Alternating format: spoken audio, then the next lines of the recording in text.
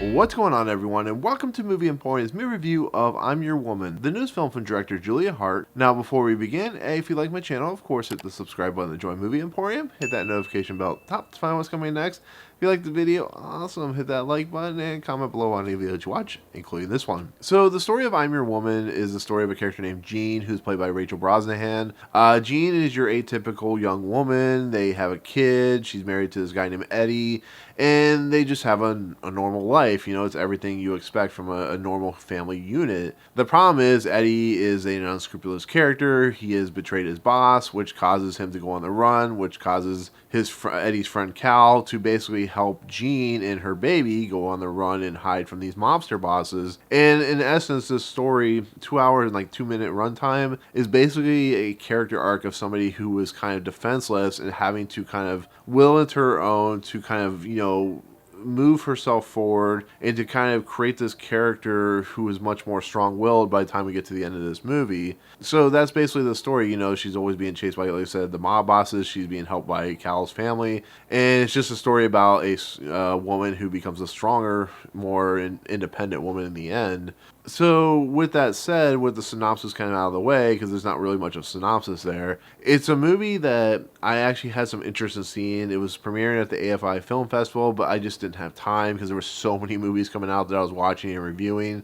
It was just a movie that I didn't have a chance to see, unfortunately. And with that said, it's a movie, after watching the trailers, I became excited for, because something like White Boy Rick, with that 70s aesthetic, with gangsters and mobsters of that time frame, with the intense nature of having to survive in a world that is coming to try and kill you, with a woman who, of course, is played by Rachel Brosnahan, who was in The Fabulous Mrs. Maisel, or The Marvelous Mrs. Maisel, I'm sorry, is something that it seemed interesting. It got pretty decent reviews, so you know what? I waited till this movie came on streaming services, and I checked it out. And for the most part, if it weren't for Rachel Brosnahan's performance, I really wouldn't have liked this movie, because it's a very bland, it's very banal, it's kind of boring in a lot of aspects. The points where it does get exciting, it is well represented, is well directed by Julia Hart, who did Fast Color.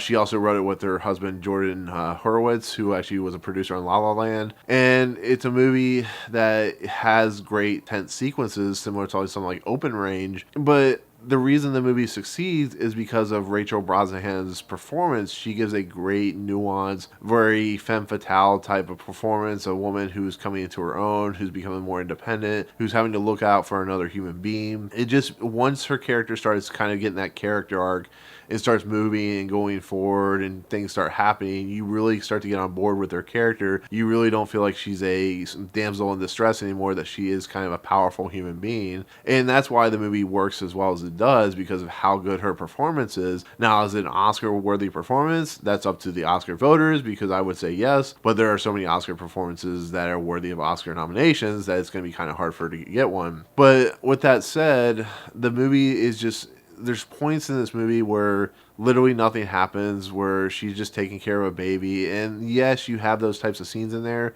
but this movie could have been an hour and 30 minutes, an hour and 40 minutes. You could have shaved 20 minutes off of it, and it would be actually a really like top 10 contender. There's just points where I'm just like, okay, get on with the story, keep moving, keep it fast paced. What you're doing is really great here, and then stop. You're stopped at a stop sign waiting for the stop, or the traffic light waiting for the red light, and it's just taking 20 minutes to do it.